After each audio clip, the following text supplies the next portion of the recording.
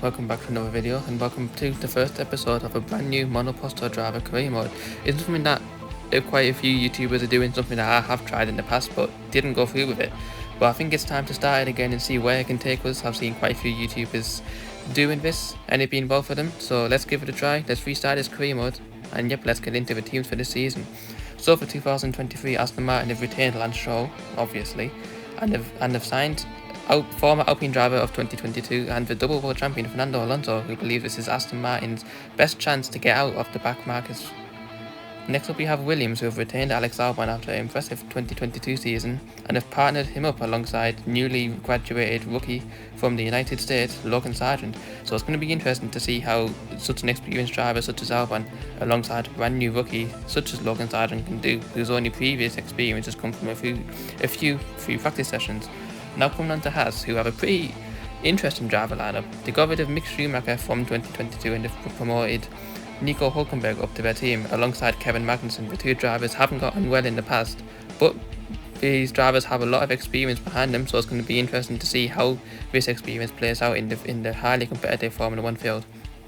Next up we have AlphaTauri, who have a very small short driver lineup in the form of Nick De Vries and Yuki Tsunoda. Nick De Vries impressing in 2022 after a substitute stint for Williams at the Italian Grand Prix, and Yuki Tsunoda continuing for his third season with the team. But the team are losing their patience with Yuki Tsunoda and this could be his make or break season. Coming up to Scuderia Ferrari now, who have retained their 2022 lineup of Charles Leclerc and Carlos Sainz, but after their bottle drop in 2022 against Red Bull, can this finally be the year that Ferrari comes out victorious and gives their fans the driver's title, the Constructors' Championship, any title, any silverware that they've been waiting for so long? Next up we come to Mercedes, who have again retained their lineup of George Russell and Lewis Hamilton from 2022. The all-British lineup proved to be very strong in the previous season. However, temperamental machinery meant that Mercedes couldn't quite maximise their car as to where they wanted to be. Toto Wolff says this season the team has spent countless hours developing their car to make sure that it can be to the front of the field and where they want it to be. Next up we have Red Bull, who have yet again retained their lineup of Sergio Perez and Max Verstappen. Max Verstappen, the double world champion alongside Mexican driver Sergio Perez, have a strong lineup going into 2023 and are confident, in the words of team boss Christian Horner, that this year will be another victory for the team, taking the World Drivers' Championship and the Constructors' Championship. Team owner Christian Horner is very confident that this can be achieved by the team. Next up we come to Alpine, a French team with two French drivers, Esteban Ocon and Pierre Gasly. Is this going to be a French civil war or French glory? Next up we have McLaren, who got rid of Daniel Ricciardo last season in place of new rookie Oscar Piastri alongside Lando Norris. Two very young drivers for an up-and-coming team. Lando Norris says this is McLaren's biggest chance to win the Drivers' Championship with these two new young drivers, so it's going to be interesting to see how this youth will play out to the rest of the field. And finally we have Alfa Romeo, who looked set to sign Zhou Guanyu coming into the 2023 season. However, due to ongoing conflict with China, they decided to terminate his contract and have promoted the one and only Shadow alongside Valtteri Bottas. So it's going to be interesting to see how this random driver gets on in the field. And now we come to the calendar. 6 races, let's get into it. So make sure to like, comment and subscribe as always. You guys know the drill. Have your notifications on as well. We're just getting into qualifying now for the first race at Bahrain. Just coming up now for our flying lap, DRS enabled and ERS enabled. So we're going to see where this lap can put us. Doing a few practice sessions for Alfa Romeo, it looks to actually be a pretty decent car. It looks to be around in the top 5 or top 6. You can see that our teammate Valtteri Bottas put it into P10, so he's managed to get pretty high up on the grid as we diff a wheel in the gravel there. So it's going to be interesting to see where we compare to him. As I mentioned before, we've just literally been promoted in place of Zhou Guanyu. We don't really have any Formula 1 experience, so this is our make or break season to solidify ourselves in the F1 paddock to see really if we do belong here or if we're going to be gone by the end of the season. Coming through this tricky sector now is very hard to make sure the car sticks. We're having quite a bit of understeer as we missed the apex by a little bit there. We don't really have the best car in the world, but it's not too bad either. I can imagine that we're going to be somewhere near the midfield. We dip a wheel in the gravel there, we go wide as we touch the wall and we're sliding along the wall. And yeah, that looks to be the end of our qualifying session. We're going to have to bring the team back an absolutely destroyed car and we will not be progressing in qualifying. So lining up last on the grid now, I've opted to go for the medium tyre rather than the soft. I found that the soft tyres last pretty horribly here. Have to get ready for the 5 red lights, and we are away in Bahrain for the first ever race in our Monoposto career. We've got a pretty bad start. The fuel seems to be going away from us, but the two ahead of us are on soft tyres, so we're going to have to see what we can do to try and make a move around the outside. We dip a wheel in the gravel. This is absolutely amazing start. We made a move on about 5 drivers there. We're going wheel to wheel with Oscar Piastri. We made a little bit of contact from there, but we got through. We're now wheel to wheel with Esteban Ocon, who is on the hard tyres. This shouldn't be too much of a hard no overtake forward, as he squeezes out a little bit there, but we have made 6 positions up already. So it's going good for us. We just need to keep our head down, make sure we don't make any mistakes as we again understeer into the gravel.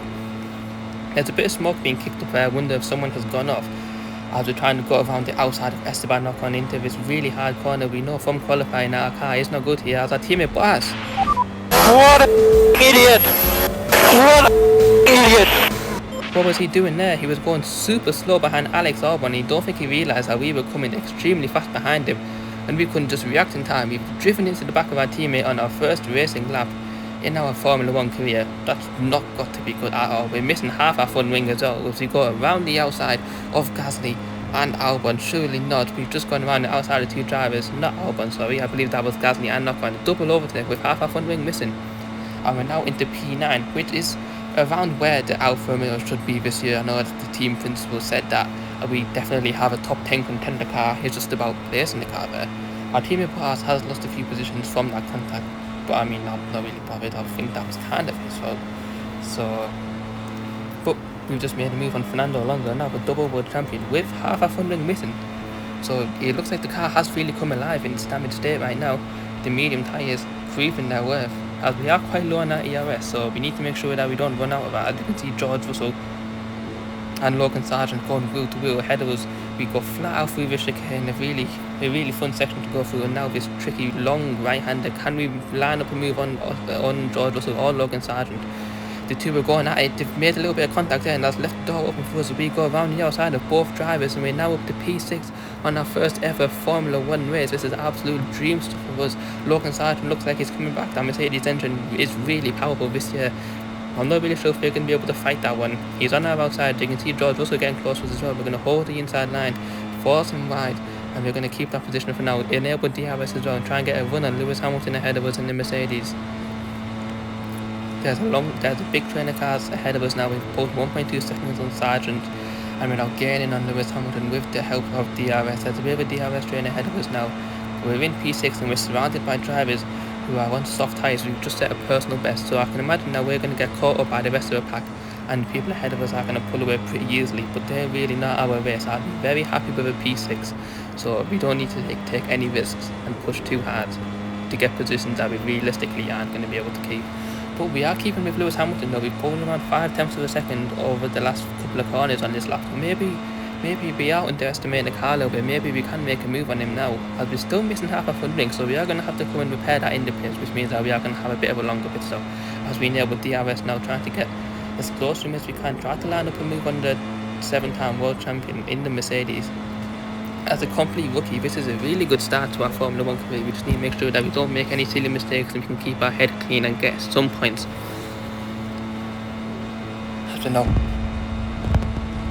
Down this long straight, under the tunnel, he's pulled a little bit more on us now, but we have re-enabled the DRS. As we're now just trying to find where can we overtake the 7-time world champion. We've understeered a lot through there, but it hasn't really lost us that much time. Sergio Perez is now behind us in the Red Bull. He does have the fastest lap.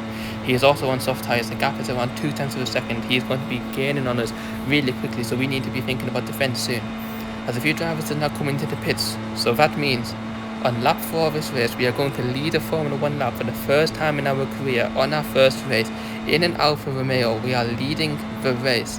We have George Russell behind us, 2.5 seconds behind us. You can see now our tyres have gone to absolute shambles. We need to get off these tyres soon, as we dip a wheel in the gravel there. I can imagine that Russell's going to be all over us very soon. There's not really any point trying to defend it. We just need to make sure that we can keep ourselves clean, not make any silly mistakes, and just bring the car home in one piece.